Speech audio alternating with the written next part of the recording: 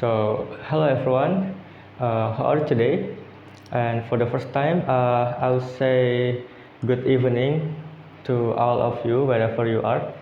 And this is the first time we meet, so let me introduce myself first.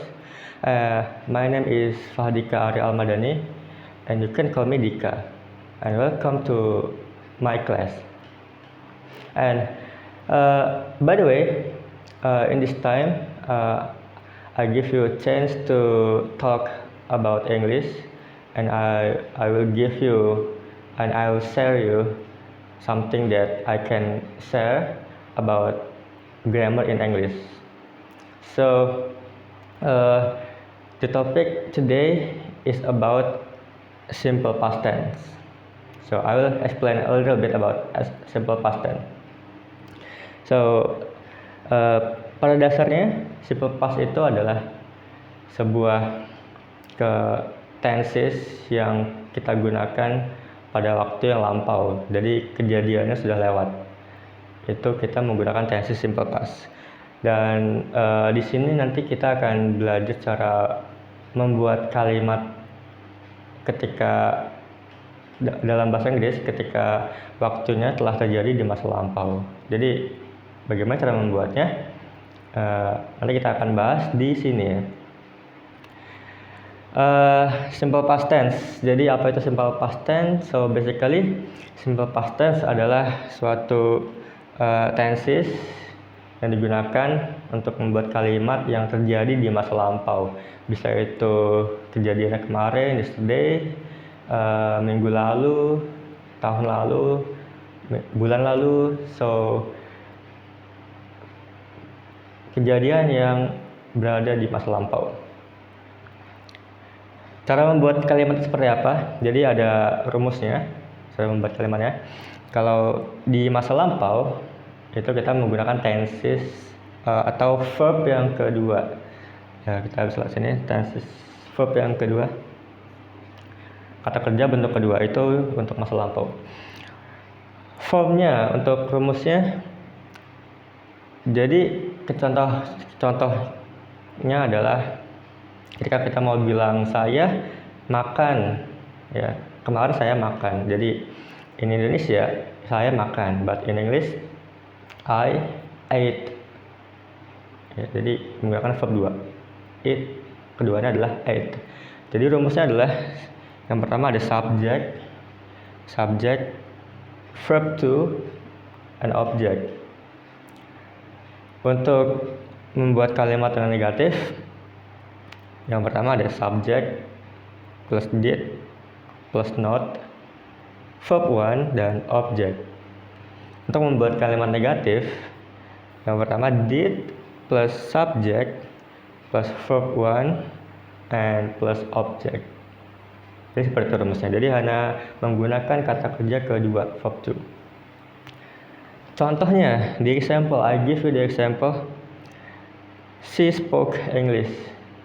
She spoke English. Yang artinya dia berbicara bahasa Inggris. Nah, she di sini adalah sebagai subjek ya. Spoke adalah verb kedua dari speak. English adalah object. Tuh, jadi she spoke English. Saya atau dia berbicara bahasa Inggris. Untuk kalimat negatifnya, she did not speak English. She did not speak English. Atau bahasa Indonesianya, dia tidak berbicara bahasa Inggris. Ini subjeknya, lalu verb 1 dan ini objek.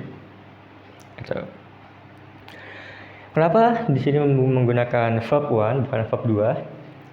Ya, jadi karena sudah ada did, so speak-nya menggunakan verb 1, jadi speak biasa aja.